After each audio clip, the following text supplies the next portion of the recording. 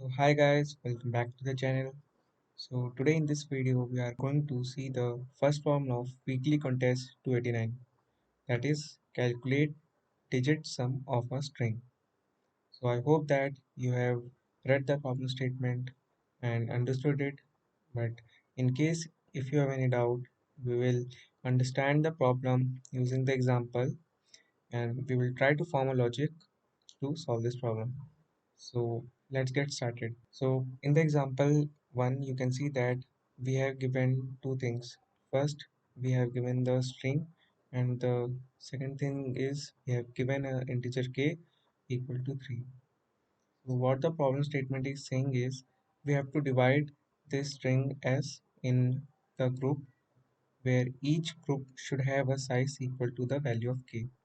So that means that the first three element will be in the first group and the next three element will lie in the second group, and so on. We have to form more groups. What we have to do is, once we have formed the group, we have to calculate the numerical value of that group.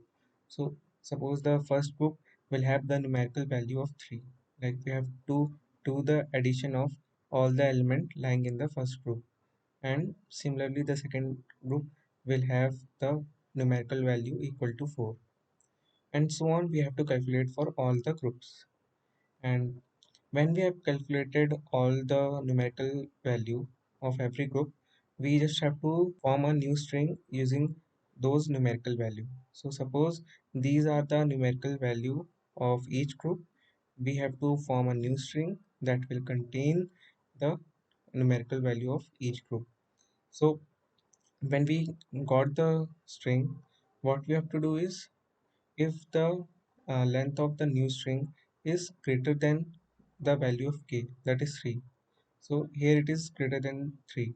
That means that we have to again repeat this whole process, that is divide this new string into a group having size k, then calculate the numerical value, then again form a new string.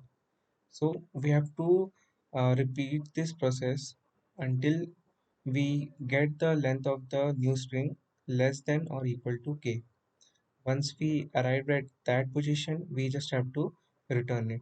So for the example one, our output will be 135. So this is all what we have to do. Okay, now how will we going to solve this problem? So what we can do is we can make a function that will do the three things. The first thing the function will do is it will divide the string into the size of k, and the second step it will do is it will calculate the numerical value and for each group, and the third thing is it will form the new string using the numerical value. So after performing all these three operations, we will get the new string, and we have to call that function again and again until we get the length of the string less than or equal to k. By now you might get the intuition like what technique we can use. So we will be solving this problem using the recursion approach. So we will call that function again and again that will do all these tasks, and once the base case is arrived, that is the string length become less than or equal to k, which has to return from there. And in this way we can solve this problem. So let's try to implement this and see what it results. So as we are doing using the recursion, so we need the base condition. So as we all know, the base condition will be when the length of the string is less than equal to k, we then have just return that string.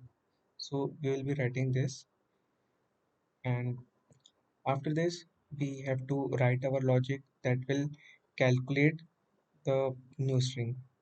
So for the new string, we will make a variable of string type that will be initially empty. After this, we will run a for loop in the given string s. So inside this for loop, we will make two variables r and n, where r will be initialized to k, as we have to divide the string into a group of length k. So every time when we form the new group, the value of r will be 0. So Because of that, we have to reinitialize this every time. And the value of n, we will initially take it as 0, as it is the numerical value of the group that we are getting. So like we have to get the group. So for that, we will run a while loop, and inside this while loop we will calculate the numerical value of group, like by subtracting the character 0 from every element and adding it to the value of n. And this loop will run until the value of r reaches to 0. So for every group, we will initialize the value of r equal to k, and in this while loop, the value of r become equal to 0. At that time, a new group is formed. Then again, we will go in this for loop and reinitializes the value of r equal to k, and so on. This loop will continue until we reach to the end of the string.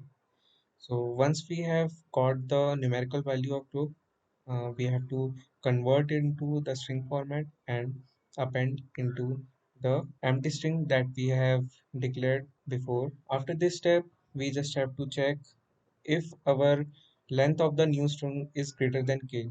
If it is greater than k, that means that we have to again call this function digit sum to again repeat this process. So for that, we will write the name of the function, and we will pass the argument a and k here. And if the length of the new string is less than or equal to k, from there we just have to return it. That is, return the new string. So I hope that like this approach can work. So let's try to submit it and see what it results. So the answer is matching with the expected answer. So time to submit it. And yes, you can see that it got accepted. So it is one of the way to solve this problem. So I hope that this method is clear to everyone. So for any query or doubt, you can just comment it down. I will try to resolve it. So thanks guys, thanks for watching. So let's meet in the new video with a different problem. And till then, happy lead coding.